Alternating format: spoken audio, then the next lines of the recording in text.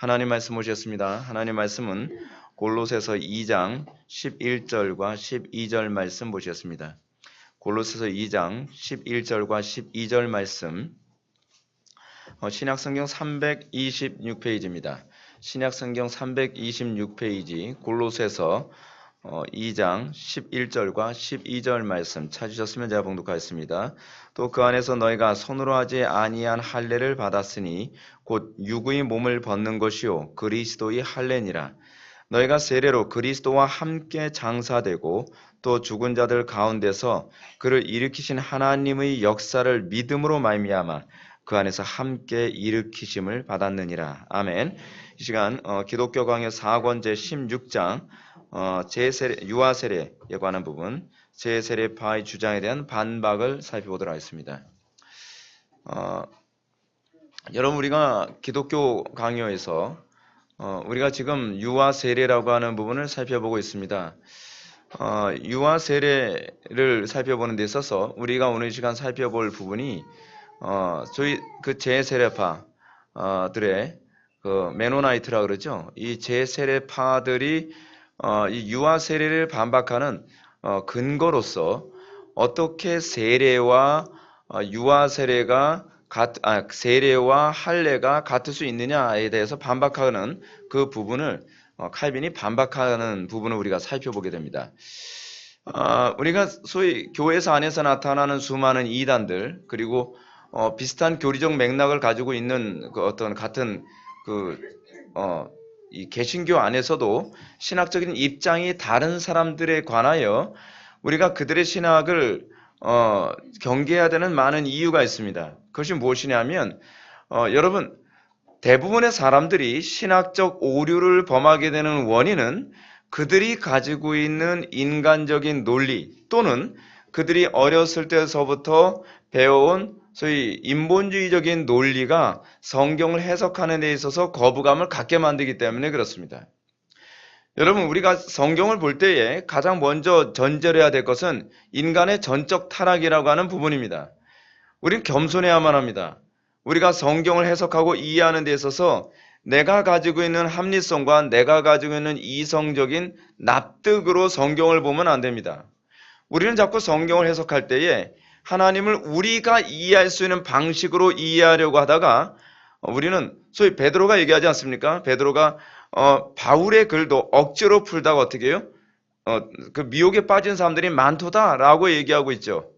이 억지로 푼다라는 개념은 어떤 개념이냐면 내가 가지고 있는 합리성, 내가 가지고 있는 소위 인본주의적 합리성 또는 내 본성에 맞게 성경을 해석하다가 오히려 이단으로 넘어가거나 오히려 미혹에 빠지는 경우가 무수히 많다는 것입니다. 간혹가다 사람들은 이럽니다.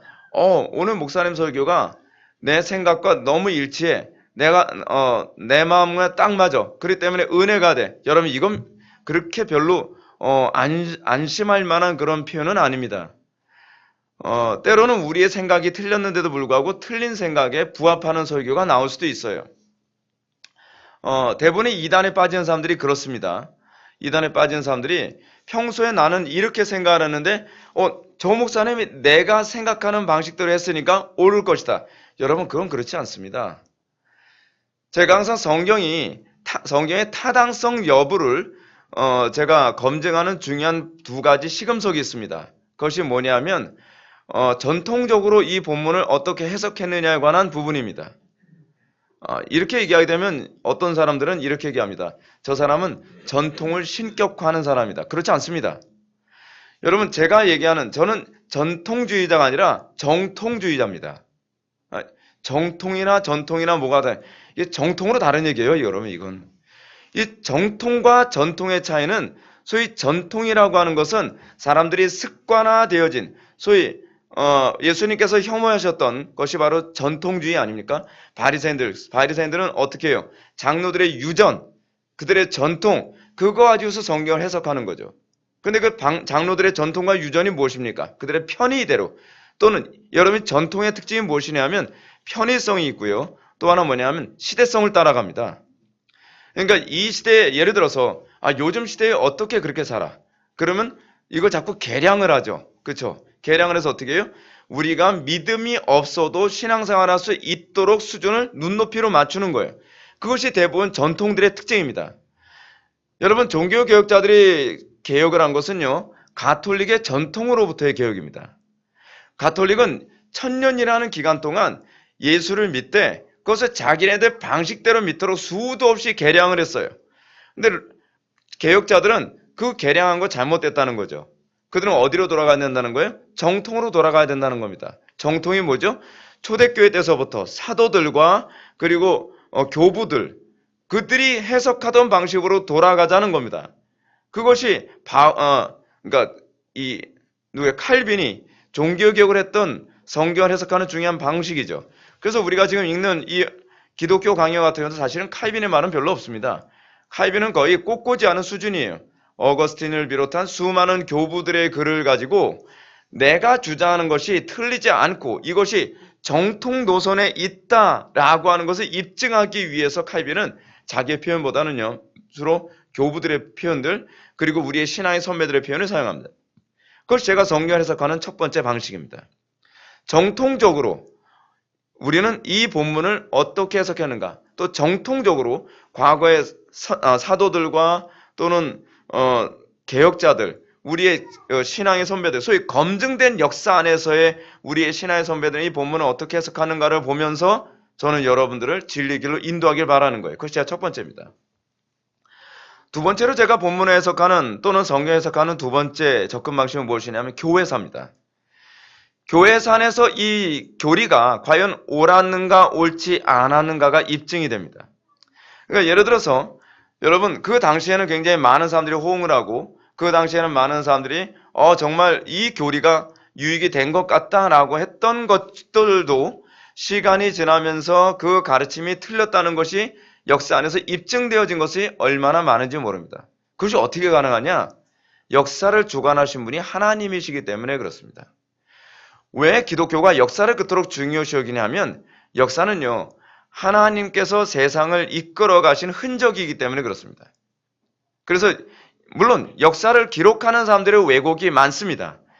왜곡이 많음에도 불구하고 하나님께서는 섭리적으로 그 역사 안의 흔적을 통해서 그래서 무엇이 옳았느냐라는 것을 볼 수 있도록 우리들에게 또한 조망할 수 있는 그런 어떤 폼을 우리들에게 허락하셨죠. 그래서 예를 들어서 여러분, 오늘날 너무 많은 사람들이 공산주의를 굉장히 찬성하고 그것에 사람들이 환호하고 있지 않습니까? 최근에 또 마르크스라고 하는 영화가 나왔어요. 참 마르크스가 굉장히 괜찮은 사람 아닙니다. 여러분, 마르크스라고 하는 철학이 여러분 역사 안에서 이미 입증됐잖아요. 어떻게 입증이 됐죠? 러시아 혁명을 통해서 자그마치 2천만이라는 사람들이 혁명의 희생물로 죽어나왔습니다. 중국에서는 이 공산주의 혁명 때문에 6천만이라고 하는 사람이 죽어나왔습니다. 몇 명이 죽어나온 겁니까? 8천만이 죽어나왔습니다.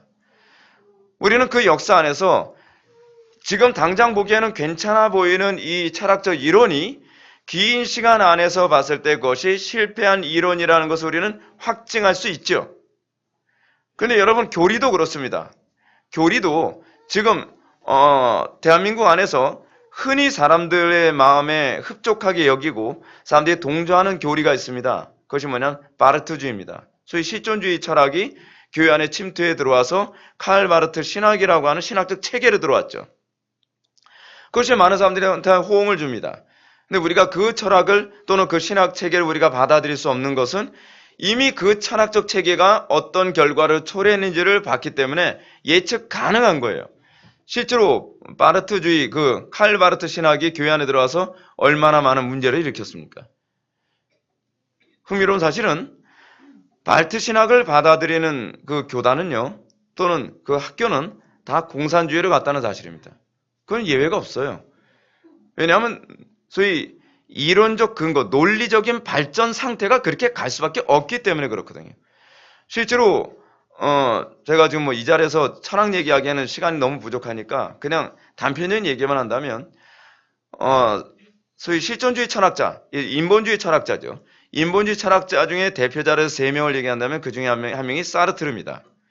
근데 그 사르트르는 공산주의 애찬론자였어요. 그러니까 이 실존주의적 방식으로 성경을 해석하게 되면 기독교가 결국 어디로 갈 수밖에 없다는 거예요? 해방신학으로 갈 수밖에 없다는 걸 단편적으로 잘 입증해 주죠. 그리고 실제로 바르트의 신학 체계를 받아들인 교단은 다 그렇게 가고 있고 간 교단도 있습니다.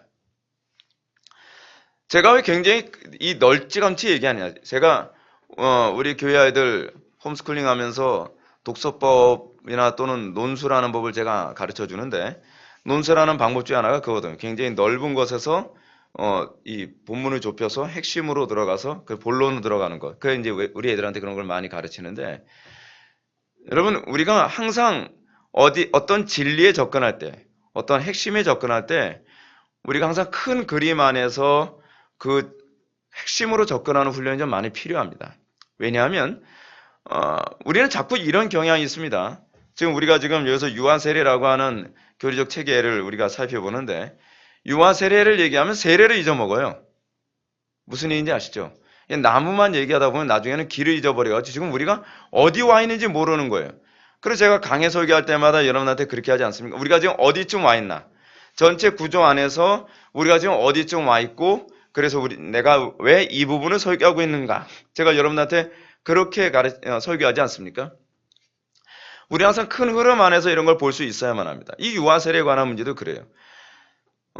칼빈의 논리는 세례에 대한 정당성, 세례는 구약에서 어떻게 연결되어지는가, 구약의 할례가 세례로 연결되어진다는 것을 입증을 하고, 그 다음에 칼빈은 그러므로 유아들에게 할례를 줬던, 태어난 지 8일 만에 할례를 줬다고 한다면 이제 태어난 지 얼마 안 된 아이들에게 세례를 줌이 정당하다라는 논리로 입증을 했습니다. 그 다음에 칼빈이 접근해가는 논리 방식은 무엇입니까? 그 입증에 대해서 반박하고 있는 제세례파, 소위 메노니스트들의 이 반박에 관해서 다시 입증함으로 자기의 주장이 얼마나 정당한지를 다시 한번 설득합니다. 여러분, 이건 굉장히 좋은 설득 방법입니다. 왜냐하면 이런 게 있습니다. 여러분, 거짓된 가르침을 반박하면요, 우리는 더욱더 올바른 교리에 접근하는데 예민해집니다. 그래서 여러분, 우리가 학문을 하는 방법에 있어서도 우리는 내가 배운 것만으로 끝나는 것이 아니라 소위 내가 배운 것에 대해서 반박하는 그런 체계들과 많은 논쟁을 하는 것도 여러분들은 어떤 신학적 체계를 담는데 상당히 유익이 됩니다. 물론 논쟁을 하는 것이 불신자들에게 믿음을 심어주지는 않습니다. 우리가 불신자들과 논쟁을 해서 그들에게 이겼다고 해서 믿음이 들어가는 건 아니죠. 근데 분명한 사실은 이런 게 있습니다.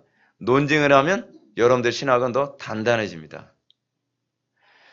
근데 반면에 이런 것도 있습니다. 불신자들도 논쟁을 하면요, 그들의 불신앙이 더 단단해질 수도 있다는 것을 또한 염두에 둬야만 합니다. 그래서 제가 여러분한테 말씀드린 게 그거예요. 논쟁으로 기독교인을 만들 수가 없습니다.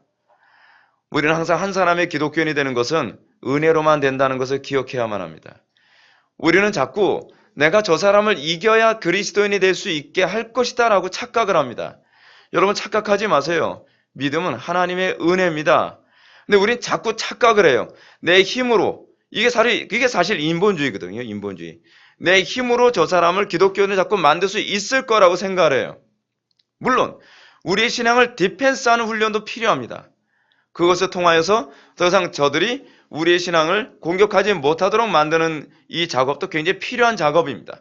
그러나 분명한 것은 논쟁으로 기독교인을 만들 수 있는 것은 아니라는 것은 기억하십시오. 이 부분은 분명히 기억하셔야만 합니다. 또 하나 아울러서 제가 한 가지 더 말씀드리고 싶은 것은 이것입니다. 우리가 세례를 반박하는 이 사람들의 반박을 우리가 막아야 되는 이유 중 하나는 무엇이냐면, 여러분 그거 알고 계십니까? 우리가 익숙하다고 생각하는 그 논리들이 대부분 철학적인 논리라고 하는 거예요. 지금 우리 교회 이 홈스쿨링 하는 아이들에게 가르치는 부분이 어떤 부분을 가르치고 있냐면, 자유의지론이 과연 있는가, 그러니까 인간에겐 자유의지가 있는가 없는가에 관한 문제 가지고서 이번에 이제 공부를 했는데, 제가 아마 특강 한번 할 거예요. 우리 성도님들 대상으로도 제가 A4 용지 그 4페이지짜리 분량으로 제가 이제 준비를 했는데, 인간은 자유의지가 아니라 노예의지죠. 인간은 자유의지가 없습니다. 기분 나빠도 어쩔 수 없어요. 예, 인간에겐 자유의지가 없습니다. 자유의지가 없다라고 되면 굉장히 기분이 나빠지는데, 근데 자유의지를 주장한 사람들은요, 전통적으로 항상 어떤 사람들인지 아십니까? 다 철학자들이었습니다. 우리는 이걸 자꾸 놓칩니다. 우린 자유의지라는 말, 거기서 존 프레임이 이런 얘기합니다. 우리는 많은 신학적 논쟁에서 조심해야 될 것이 있다. 뭐냐면 그 표현이 부드럽고 그 표현이 우리의 마음에 들기 때문에 옳을 것이라고 생각하지 말아라라는 것입니다. 그렇죠. 여러분들은 자유의지가 있습니다라고 하는 것만큼 기분 좋은 표현이 어디 있습니까? 여러분들의 의지는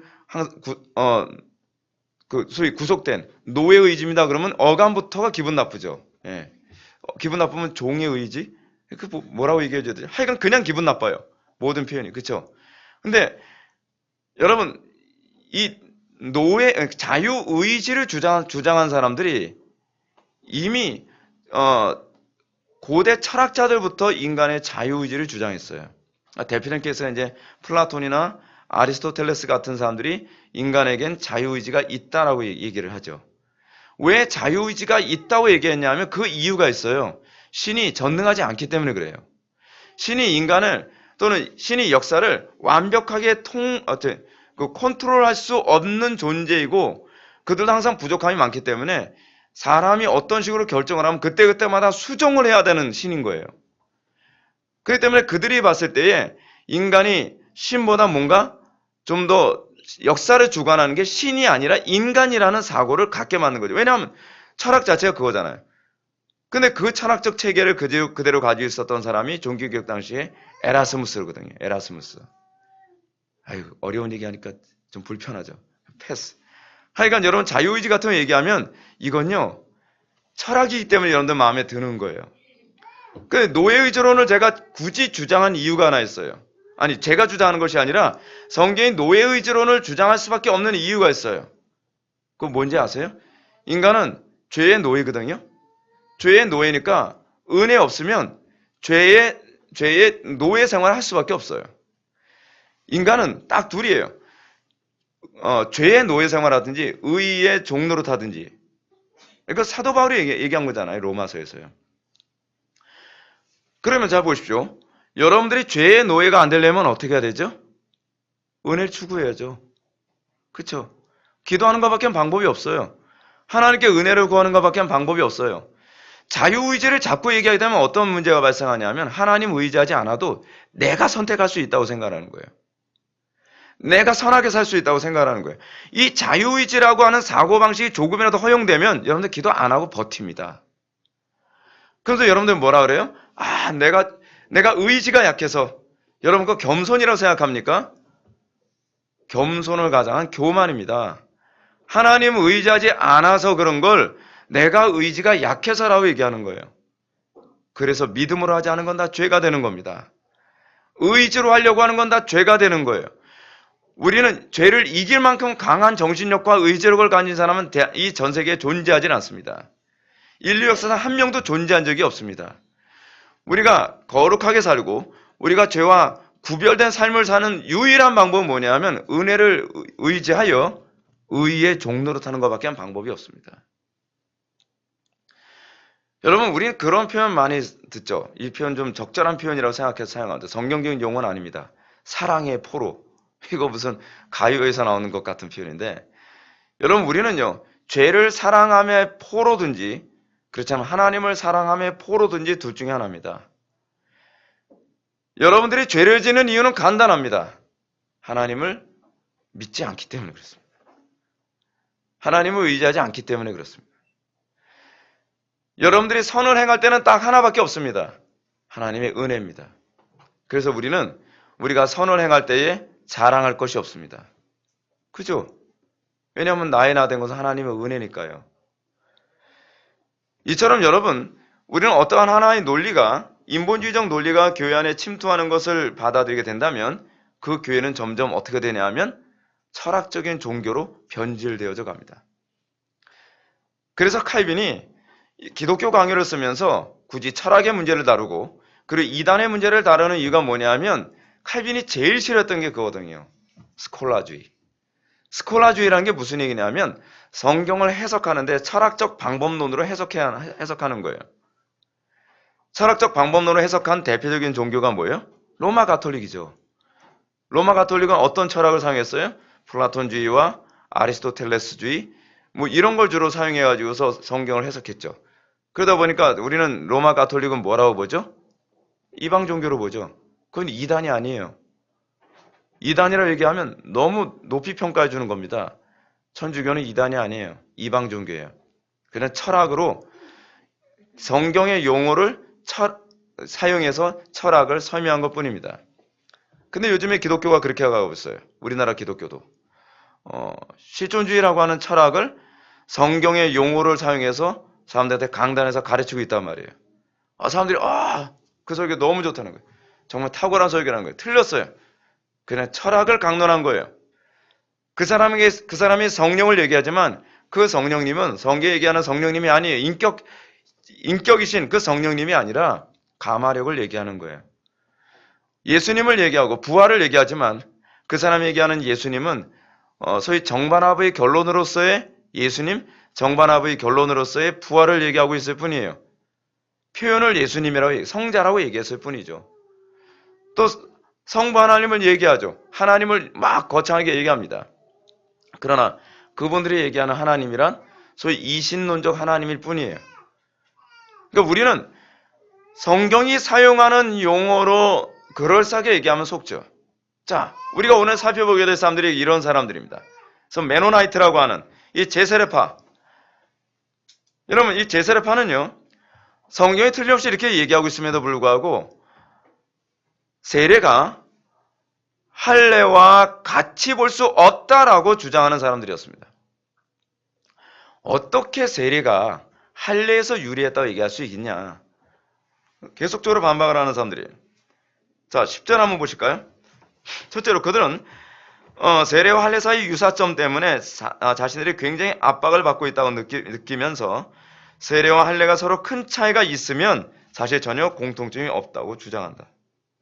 큰 차이가 있으며 서로 공통점이 없다고 주장한다. 할례는 뭐냐? 죽이는 것이다. 여러분, 죽이는 것 옆에 가로 열고 뭐라고 써있죠? mortification, 죄 죽임. 이 mortification 굉장히 중요한 교리죠. 기독교 신앙은 두 가지, 그러니까 기독교 경건에 두 가지 개념이 있죠. 하나는 mortification, 하나는 vivification이라는 게 있죠. 이게 무슨 소리냐고요? mortification은 죄 죽임이라는 교리이고 vivification은 살림이라고 하는 교리죠. 사실 mortification과 vivification이 따로 가는 것은 아닙니다. 왜냐하면 죄를 죽이는 방법은 우리가 사는 것으로 부활로 죄를 죽이는 것이기 때문에 그래요. 예수님이 죄를 어떻게 극복하셨죠? 네. 알고 있다고 우리 서정이가 끄덕끄덕해요. 아유, 오래간만에 귀여워. 예. 자, 우리 그 죄 죽임이 여러분 어떻게 일어난다고 얘기하고 있죠? 여러분, 죄 죽임은 사망, 그러니까 소위 죽을 것이 생명에게 삼킨 바 됨으로써. 여러분, 기독교 신앙의 위대함이 거기에 있습니다. 여러분, 소위 플라톤주의 같은 소위 이원론주의자들은 금욕주의를 얘기합니다. 여러분, 금욕주의는 뭐죠? 죄를 어떻게 죽여요? 강제로 죽이는 거죠. 자기 몸을 학대함으로 죽일 수 있다고 생각하는 거죠. 그래서 금식을 한다든지 그렇지 않으면 몸에 상처를 내고 뭐 그런 식으로 해서 이 소위 육신의 악함, 육신을 연약하게 만들어서 우리가 성화될 수 있다고 생각하는 거예요. 여러분, 이거 굉장히 위험한 사고입니다. 그 얘기는 무슨 얘기냐면 우리의 영은 선하다고 생각하는 사고방식이 있어요. 여러분, 육을 죽이면 여러분들의 영혼은 선합니까? 아니에요. 우리는요, 양파 같아서 까도 악해요. 예. 죄를 죽여도요, 인간은요, 또 다른 식으로 죄질궁리를 하는 게 인간입니다. 인간의 죄의 문제는 이 고깃덩어리 육체에 있는 것이 아닙니다. 우리의 죄악된 본성은, 우리가 죄를 짓는 것은 우리의 본성에 있습니다. 근데 이것을 로마서 7장에서 뭐라고 얘기하고 있죠? 두 개의 법이 존재한다 그랬죠. 속사람과 겉사람의 법이라고 얘기합니다. 하나는 육체의 법이요, 하나는 생명의 법이죠. 이 두 개의 법이 있습니다. 여러분, 이 육체의 법이라는 것이 단순히 이 고기 덩어리 육체를 얘기하는 것일까요? 그것만을 얘기하지 않죠. 우리에게 두 개의 본성이 존재한다는 겁니다. 그런데 사도 바울이 8장에서 뭐라 얘기합니까? 생명의 성리의 법으로 죄와 사망의 법을 이긴다고 얘기합니다. 여러분, 이게 사도 바울이 전체적으로 항상 관통하는 개념입니다. 죄를 이기는 건 우리가 우리의 몸을 학대해서 이기는 것이 아닙니다. 막 굶고 또는 막 그렇게 해서 이기는 것이 아니라 그리스도를 더 사랑함으로써 그 사랑의 힘으로 소위 죄를 이겨나가는 것이죠. 그래서 소위 비비피케이션, 그리스도를 더 사랑함, 더 생명으로 충만함, 그것을 통해서 어떻게 돼요? 모티피케이션이 되는 거죠. 죄를 죽이는 거죠. 그래서 우리 기독교 신앙은 소위 플라톤 이원론과 같은 어떤 금욕주의 개념이 아닙니다. 그래서 여러분, 기독교는 어떻습니까? 참 예수 믿기 좋지 않습니까? 먹을 거 다 먹으면서 하나님 잘 믿을 수 있어요. 네. 그렇다고 해서 여러분 즐길 거 다 즐기라는 얘기는 아닙니다. 우리는 금욕주의자가 아니라는 얘기입니다. 이 부분을 잘못 알면 여러분 가톨릭주의로 가야 됩니다. 어떤 분이 저보고 제가 옛날에 부교육자 생활 딱 끝나고 나서 한 몇 주간 몇 달 지나다가 부평역에서 어떤 그 집사님 만났습니다. 오래간만에 만났어요. 그래서 반갑습니다 집사님 악수하면서 인사를 딱 했더니 몇 마디 얘기하더니 전사님 부탁이 하나 있습니다. 그래서 뭔데요? 그랬더니 목사님 부자 되지 마세요. 그래서 아니 왜 제가 부자가 되면 안 됩니까? 그랬더니 부자가 되면 타락한대요. 그래서 제가 그러면서 그럼 집사님 저도 한 말씀 드리겠습니다. 뭔데요? 그래서 집사님 부자 되지 마십시오. 그랬더니 막 굉장히 화를 내요. 아니 왜 저는 부자 되면 안 됩니까? 그래서 만인 제사장이잖아요. 예. 집사님도 부자 되면 타락하면 어떻게 해요? 부자 되지 마십시오. 그랬더니 인상 쓰더라고요. 그러니까 여러분 이런 사고방식 때문에 어떤 현상이 나타나냐면 청빈이라는 개념이 자꾸 나오는 거예요. 가난하게 살아야 경건하다고 생각을 해요. 좀 후지구리하게 죄송합니다. 표현이 후지구리하게 떠오르지 않아서 그렇게 옷을 입고 다녀야 뭔가 더 경건한 사람이라고 생각이 드는 거예요. 물론 사치스럽게 입으라는 건 아닙니다.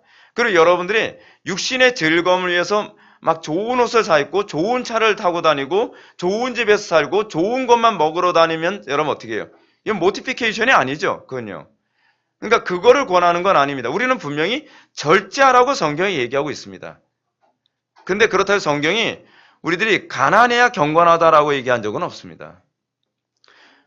왜냐하면 성경에 많은 그 인물들 중에서요. 여러분 욥이 어땠습니까? 가난했습니까?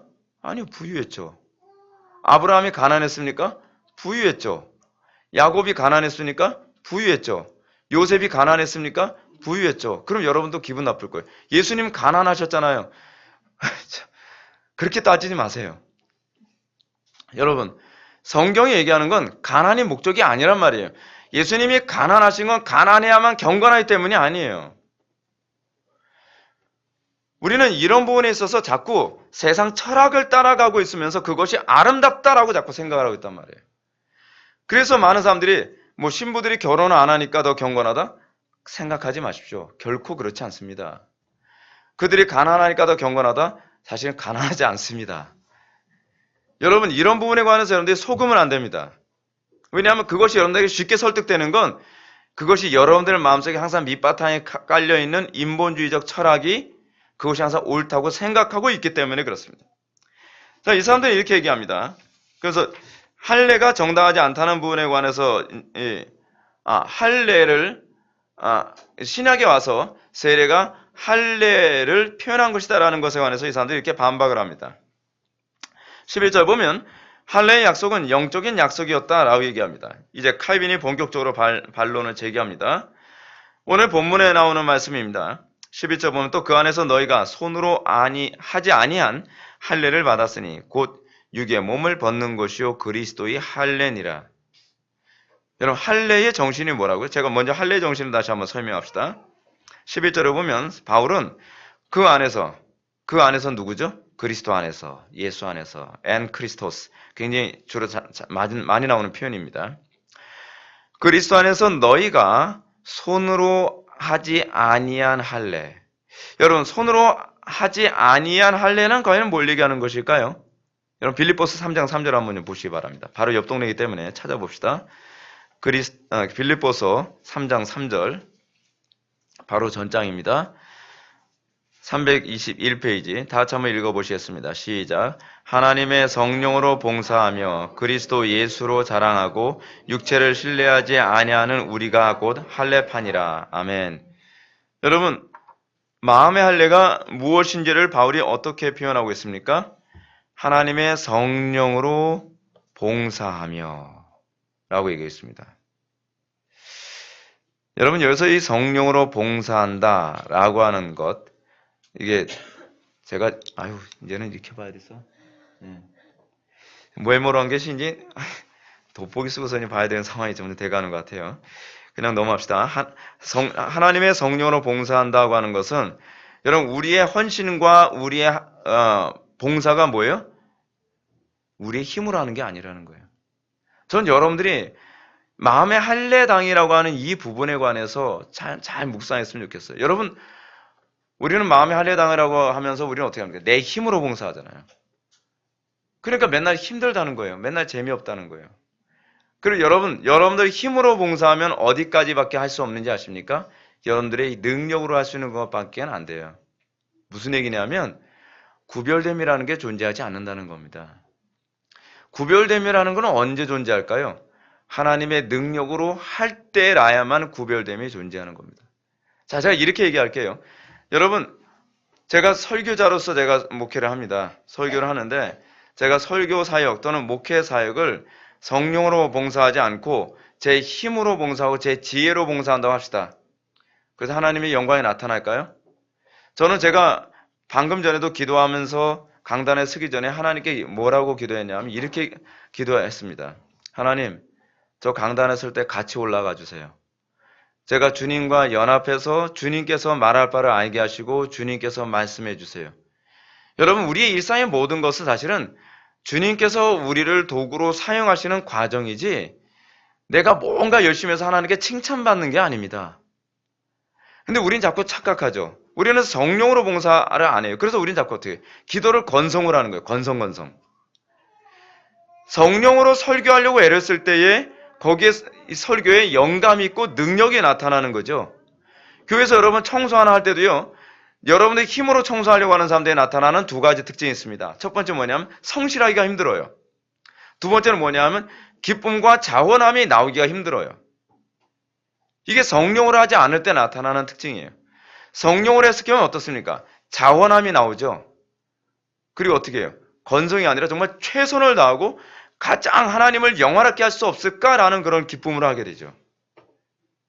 이게 바로 마음의 할례를 받은 마음의 할례당에게 나타나는 특징이라고 바울이 얘기하고 있습니다. 그 또 뭘 얘기하죠? 두 번째로요. 그리스도 예수로 자랑하고 라고 하는 얘기는 무슨 얘기죠? 그리스도 예수를 자랑한다는 겁니다. 그러니까 그리스도 예수 안에서 자랑한다는 것. 네. 그리고 두 번째 뭐예요?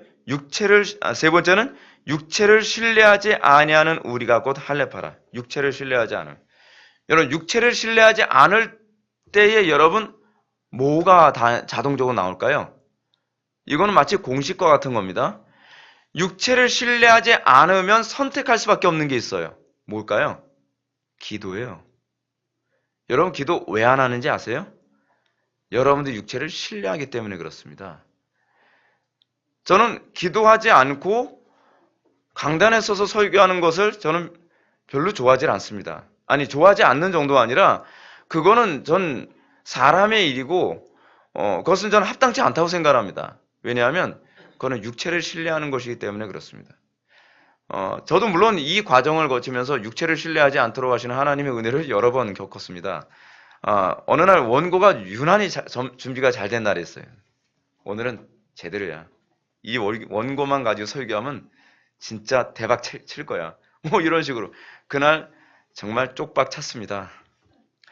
설교가 그렇게 안 될 수가 없고요. 원고도 잘 안 보이고 막 버벅대고 힘들고 땀만 나고. 근데 여러분들은 못 느껴요. 감사하게도. 이게 하나님의 은혜입니다. 예. 근데 그렇게 함으로써 하나님께서 끊임없이 육체를 신뢰하지 않게 하세요. 그건 저만의 비밀이에요. 저는 이런 비밀을 가지고 있어요. 그러면서 정말 원고 신뢰하면 안 되겠구나. 그래서 제가 강단에 서기 전에 죽기 살기로 기도라는 거. 오늘도 제가 설교 전에요. 우리 아들하고 같이 김밥과 라면을 먹는데 아들 라면 먹까지 좀 더 같이 더 먹다 보니까 과식을 해가지고 식곤증 때문에 피곤해 죽는 줄 알았어요. 그래서 막 기도가 이게 잘 안 돼가지고 얼마나 힘들었는지 몰라요. 그러면서 오늘 설교 죽으면 어떡하나. 이거 내 힘으로 안 되는데, 내 힘으로 안 되는데. 그래서 강단에 올라가기 전까지 하나님께 주님, 솔직히 저 오늘 강단으로 할 얘기 없습니다. 주님께서 제 입술 주장해 주시고 말할 바를 알게 해주시고 하나님께서 다 하세요. 근데 이게 하루아침에 만들어진 것이 아니더라고요. 하나님께서 이렇게 훈련을 시키시죠. 육체를 신뢰하지 않아요. 나는 신뢰할 만한 존재가 못 되는구나. 우리의 믿음의 대상 오로지 그리스도죠.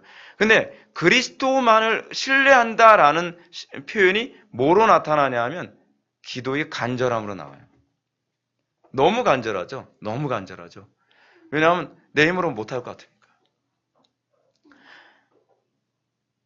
그러면서 육체를 신뢰하지 않은 우리가 곧 할례파라라고 얘기했습니다. 참 할례당은 뭐예요? 마음에 항상 그 마음으로 살아가는 사람. 여러분 저는 좀 그런 마음으로 좀 여러분들이 품었으면 좋겠습니다. 저는 한국교회가 점점 기도가 죽어가는 현실을 보면서 신학적으로는 좀 깊어진 것 같고 또 개혁자들의 글도 많이 번역되고 청교도들의 책도 많이 번역돼서 참 감사하긴 한데 그 책 많이 보면서 육체를 점점 더 많이 신뢰하는 것 같아요. 머리를 너무 많이 신뢰해요. 머리를. 우리는 예수 믿기엔 너무 똑똑해졌고 기도하기엔 너무 영리해졌어요. 그러다 보니까 기도 안 해도 내 방법대로 하면 다 돼. 이런 게 우리의 머릿속에 너무 가득하다는 거죠. 여러분 우리가 기도의 영성이라고 하는 책에서 우리가 지난 시간에 우리가 왔었나요? 우리가 그런 묵상 봤었죠. 여기 묵상이 나왔었던가? 여러분 기도는 우리가 가지고 있는 모든 능력을 하나님께서 사용하게 하시는 수단입니다. 내가 아무리 지식이 많아도 그 지식을 성령께서 쓰지 아니하시면 사실은요 우리의 지식은 아무짝에도 쓸모없습니다. 우리의 말주변도 하나님께서 쓰시지 않으면 아무짝에도 쓸모없습니다. 하나님께서 써주시길 바라는, 하나님께서 안 써주시면 큰일 난다고 생각하는 그 마음의 할례를 받았을 때 여러분들이 나타나는 건 기도에 목숨을 걸게 된다는 사실입니다. 간절하게. 자, 하던 얘기 돌아갑시다. 11절 보면 그 안에서 우리가 너희가 손으로 하지 아니한 할례를 받았으니 방금 제가 마음의 할례에 관해서 말씀드렸습니다. 곧 육의 몸을 벗는 것이요 라고 얘기했습니다. 육의 몸을 벗는 건 뭐예요? 손으로 하지 아니한 할례를 받는 거죠. 그런데 손으로 아니한 할례를 누가 하세요? 그리스도께서. 그렇죠? 육의 몸을 벗는 거예요. 육의 몸을 벗으면 어떻게 돼요? 육의 몸을 벗으면 나타나는 현상? 우리가 봉사할 때 성령으로 봉사하고. 그렇죠? 그리고 또 뭐가 나왔죠? 우리가? 그리고 그리스도 예수로 자랑하고. 여러분들 자랑할 것이 그리스도 예수밖에 없어야 돼요. 시간이 갈수록 그리스도께서 어찌나 아름다운지, 어찌나 닮고 싶은지, 어찌나 그분을 증거하고 싶은지. 그죠? 그것이 여러분들 마음의 할례가 나왔을 때 특징이죠. 우리가 마음의 할례 안 받았을 때 주로 뭘 많이 자랑해요? 나 자랑. 나 자랑. 그죠?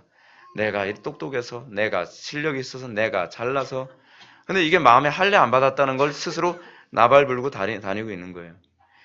우리가 마음의 할례를 받으면 사도 바울의 표현처럼 내가 자랑할 것이 그리스도와 십자가밖에 없다고 얘기하게 됩니다. 이게 마음의 할례당에게 나타나는 특징이죠. 또 마음의 할례를 받으면 어떻게 육체를 신뢰하지 아니해서 어떻게 날마다 기도에 힘쓰게 되죠. 예. 이거 마음에 새겨야만 합니다. 그리고 그리스도의 할례라. 그리스도의 할례라고 하는 얘기가 무슨 얘기냐면 그리스도께서 당하신 할례라는 겁니다. 그리스도께서 당하신 할례. 그리스도께서 당하신 할례가 뭐죠? 예, 십자가의 고난이죠. 그렇죠? 이게 바로 마음의 할례 받은 사람들에게 나타나는 특징입니다. 그래서 12절에서 보면 너희가 세례로 그리스도와 함께 장사되고 갑자기 뭐가 나오죠? 세례 얘기가 나오죠. 왜 세례 얘기가 나오죠? 할례가 바로 세례라는 개념을 바울이 설명하고 있기 때문에 지금 할례 얘기하고 나서 세례가 나오는 겁니다. 칼빈이 그 얘기를 해주겠습니다. 다시 한번 봅시다. 기독교 강의 여러분들 11절 보게 되면 위에서 세 번째 줄 그는 말하기를 그리스도 안에서 우리가 손으로 하지 아니한 할례를 받았으니 곧 육의 몸을 벗는 것이라고 얘기하고 있습니다. 여러분, 그 육이, 여기서 육이라고 하는 단어는 용어 정리를 해야죠. 뭐예요? flesh, 우리 육체를 얘기하는 개념이 아니죠. 여기서 얘기하는 육이라고 하는 것은 뭐예요? 소위 영적인 것에 대한 반대 표현이죠. 그러니까 그 세속적인 것, 죄악됨이라고 하는 표현이죠. 그렇죠? 그것을 벗는 것, 그 마음의 할례를 받는 거죠. 그리고 이것을 가리켜 그리스도의 할례, 다시는 뭐라 얘기해요? 그리스도께서 받으신 할례다라고 얘기하고 있어요. 그리고 이어서 이 진술을 설명하고자 그는 우리가 세례로 그리스도와 함께 장사되었다라고 얘기해요. 여러분 이제 이 말이 무슨 말인지 알겠죠? 여러분들 그리스도와 함께 장사되었다. 그리스도와 함께 장사되었다는 것은 여러분들이 그러니까 마음의 할례 받음을 표현하는 방식이에요. 그러니까 여러분들이 성경을 읽으면서 성경이 잘 이해가 안 되는 이유 중에 하나 뭐냐면 용어 정리 때문에 그래요, 사실은. 매번 우리는 용어 정리가 굉장히 필요합니다. 우리는 찬송에도 그렇고 복음성가에도 그렇고 흔히 말할 때도 우리가 그리스도와 함께 장사되었나니, 근데 이게 말귀가 잘 안 들어지는 거예요. 이해가 잘 안 되죠. 근데 바울이 그리스도와 함께 장사되었음이라고 하는 표현을 골로새서 오늘 2장에서 뭐라고 했냐면 마음의 할례 받음이라고 얘기하고 있어요. 육체를 신뢰하지 아니하고 항상 성령을 의지하며 날마다 그리스도를 자랑하는 삶, 이건 날마다 자기 부인해야 되는 거죠. 그게 바로 그리스도와 함께 장사된 사람들의 특징이라고 얘기하고 있습니다. 장사됐습니까? 세례가 할례와 동일한 것을 나타내고 있으니 세례의 실체와 세례가 이루는 것이 또한 할례의 실체요 할례가 이루는 것이라는 뜻이 아니라면 이 말씀이 과연 무엇을 뜻하겠는가? 사도는 여기서 과거 할례가 유대인들에게 해당되었듯이 이제 세례가 그리스도인들 모두에게 해당되는 것임을 증명하고 있다라고 얘기하고 있습니다. 12절로 넘어갑시다. 육적 자녀와 영적 자녀. 여기서 지금 이 제세례파 메노나이트들은 이렇게 얘기합니다. 위에서 네 번째 절. 그들은 말하기를 할례를 통하여 그 언약의 교제 속으로 접붙여진 육체적인 유아들이 하나님의 말씀으로 말미암아 영생애로 중생한 신약의 영적 유아들을 미리 그림자로 보여주는 것이다 라고 얘기합니다. 이게 무슨 얘기냐면 할례가 세례를 의미하는 건 아니다 라고 얘기하는 거죠. 이 사람들은 그냥 자꾸 이게 부정하려고 말도 안 되는 걸 자꾸 갖다 붙이고 있어요. 과거에 유대인들이 할례를 받은 것은 소위 신앙적으로 어린 사람들을 표현하기 위한 그림자에 불과하다. 이걸 굳이 세례하고 연결시켜서 말하려고 할 필요가 없다라고 반박을 하고 있는 것입니다. 근데 그거에 관해서 칼빈이 그렇지 않다는 것을 논증해주고 있는데요. 어떻게 논증하는가? 우리 13절로 넘어갑시다. 아브라함은 모든 믿는 자들의 조상임. 자, 그렇다고 한다면 이런 논증이 가능해야만 합니다. 아브라함이 육적 이스라엘에만 조상이든지 그렇지 않으면 영적 이스라엘에게만 조상이든지 해야 된다는 논리가 맞아야 돼요. 근데 아브라함은 육적 이스라엘의 조상이면서 영적 이스라엘의 조상이죠. 그러니까 이 사람들이 또 이런 얘기합니다. 구약시대 사람들은 그 구원받은 사람에 관한 부분, 제가 그 뭐라고 설명해야 되죠? 한번 여기를 한번 봅시다. 13절 두 번째 패러그래프. 이런 은총을 입증하기 위해서 할례가 주어졌다. 그 상징을 통해서 유대인들에게 하나님이 과연 그의 구원의 주인이시라는 것을 가르치고자 하신 것이다 라고 이제 얘기를 하고 있습니다. 여러분 육의 자녀와 영적 자녀는요 구약시대에도 섞여 있었습니다. 그러니까 이스라엘 백성들이 아브라함의 육적 자녀였지만 그 안에서도 특별히 거듭난 사람이 있었죠. 그렇죠? 근데 그 거듭난 사람들에게 세례를 주진 않았지만 그들의 할례가 세례의 역할을 하여 아브라함의 자손들 중에서 소위 거듭난 사람들이 나타나게 됩니다. 그래서 사도 바울이 뭐라고 얘기하냐면 아브라함의 할례는 15장에서 이미 얻은 구원에 대한 표징으로서 아브라함에게 주어진 것이다 라고 얘기하고 있는 것이죠. 그리고 우리가 믿음의 자손인 우리에게도 우리는 영적인 그 하나님의 아브라함의 자손임을 이제 세례를 통해서 표징으로 입증해주고 있다. 이제 그렇게 얘기가 되고 있습니다. 자, 우리 16절로 넘어갑시다. 16절. 세례와 할례의 차이에 대한 주장을 반박함이라고 하는 부분을 볼까요?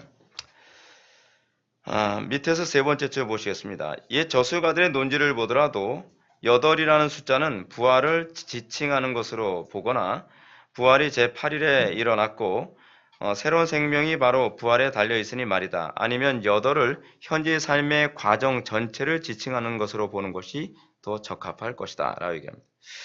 여러분 그거 아십니까? 여러분 8이라는 숫자가 유대인들에게 8이라는 숫자가 어떤 의미를 가지고 있는지 여러분 아세요? 그 부활의 의미를 가지고 있습니다.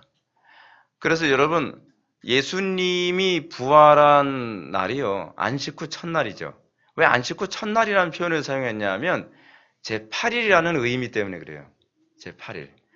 그래서 예수님이 안식 후 첫날 즉 8일날 부활하신 것의 예표가 사실 할례에 있는 거예요. 그래서 8일날 그 할례를 하게 그러니까 생후 8일에 할례를 하라고 하는 것은 부활을 상징하는 의미가 있다는 것을 이미 구약 때 그걸 설명해 주는 것입니다.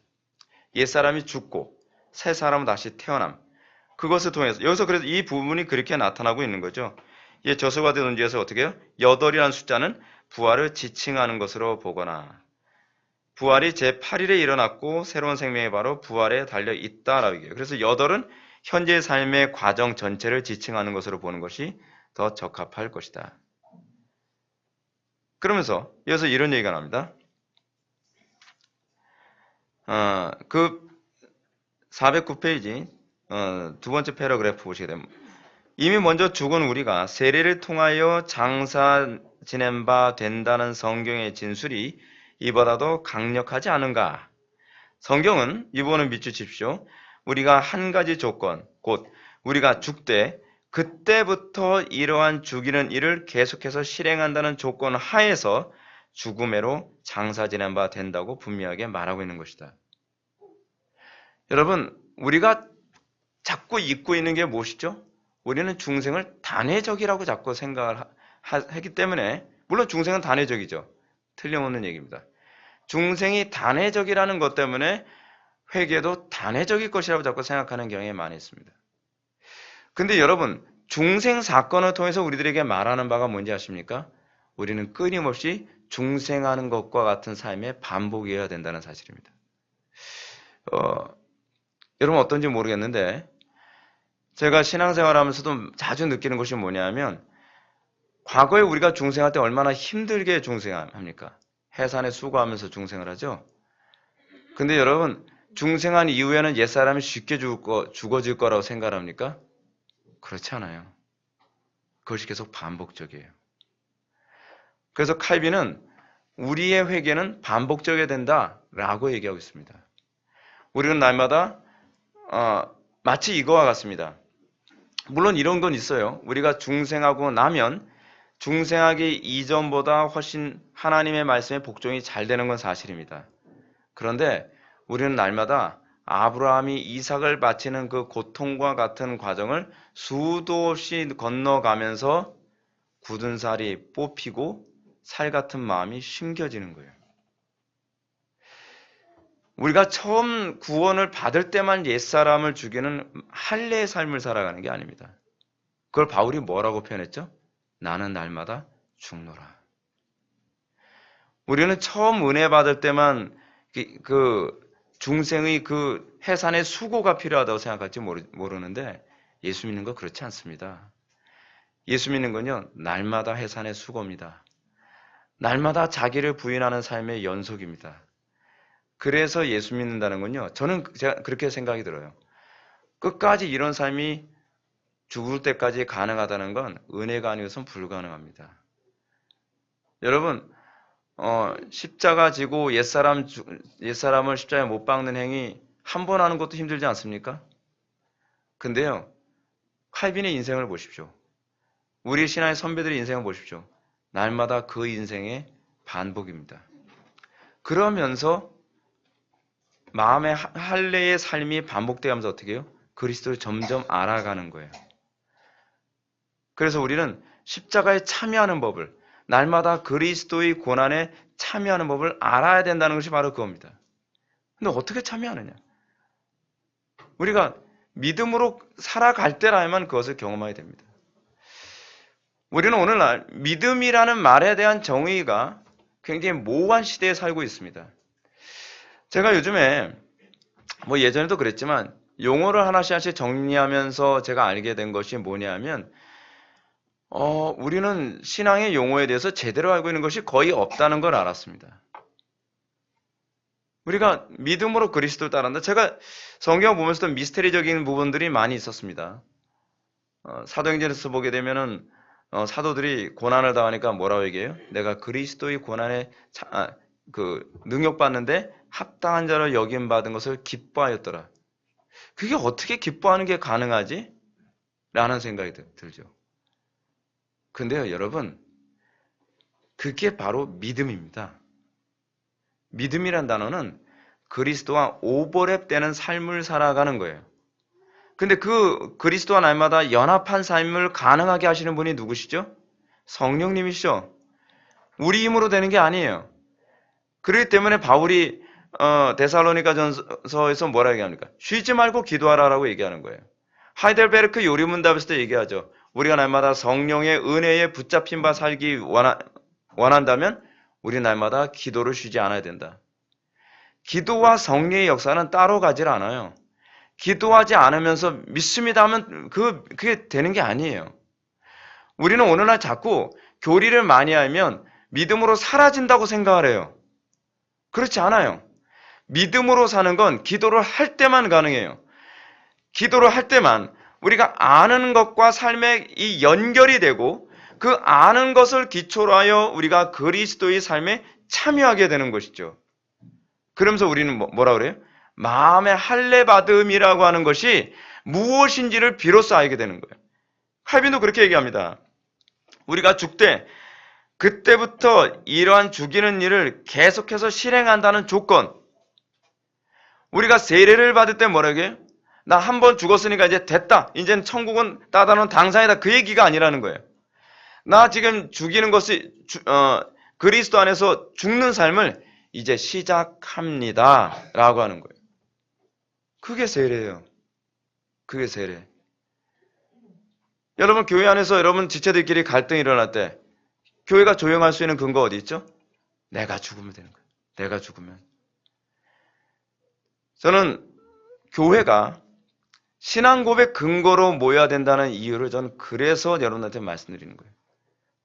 교회가 천국이 되려면 내가 죽는 것부터 시작해야 돼요. 제가 중고등부 사역 같은 거 할 때, 제가 청년부 사역을 하러 이제 어느 교회를 딱 부임해 가지 않습니까?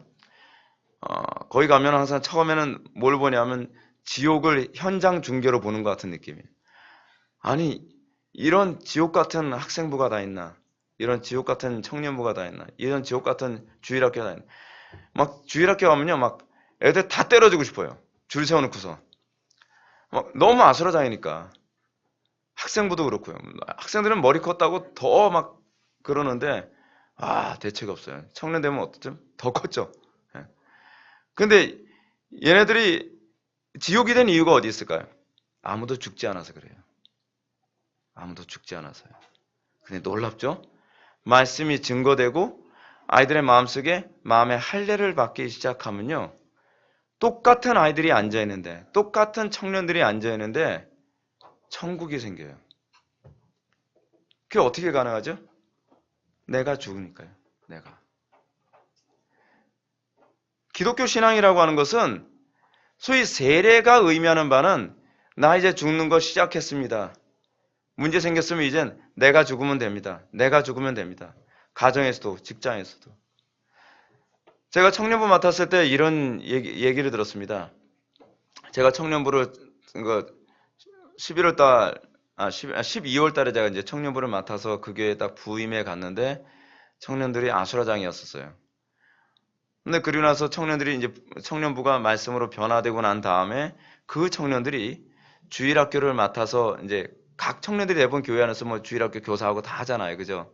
하는데 그 주일학교 교사 하시는 집사님들 입에서 이런 얘기가 나왔습니다. 사람들은 작년에 걔네들인데 어떻게 그 속색이던 아이들이 올해는 오히려 자기네들이 발 벗고 나서서 일을 하냐고. 이제는 우리가 할 일이 없다 그러는 거예요. 작년에는 저 청년들 때문에 아예 없었으면 좋겠다는 거예요. 쟤네들은 오히려 일을 시키려고는 어디로 싹 사라져가지고 안 나타나고 뭐 맛있는 거 있다가 어디서 갑자기 나타나서 또 주워 먹고 교사라는 것들이 그래가지고 막 열이 있는 대로 받아서 아유 저 청년들 저건 교사를 안 세우는 게 오히려 도움이 되겠다 했는데 얘네들이 말씀이 들어가서 얘네들이 마음에 할례를 받기 시작하니까 어떤 현상이 나타나냐면 집사님들 비키세요. 저희들이 다 할게요. 오히려 집사님들이 할 일이 없고 청년들이 일을 다 하더라는 거예요. 그러니까 지옥에서 천국으로 바뀐 거죠.